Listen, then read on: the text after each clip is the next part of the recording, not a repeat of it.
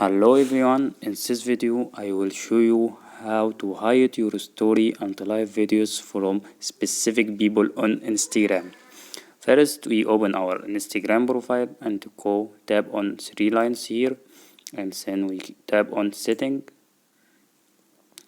Then we go to tap on privacy.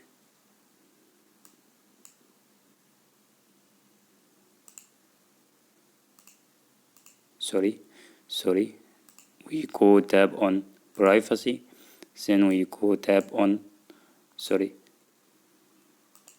we tap on story here, then we will find here hide story from. Hide your story and live videos from specific people. We just tap on 0 people here. It will show us our Instagram followers. We can choose whoever we want to hide our story and live videos, so they cannot watch our story or our live videos. We can also choose any Instagram account. For example, I will choose Instagram account right here. I will choose it.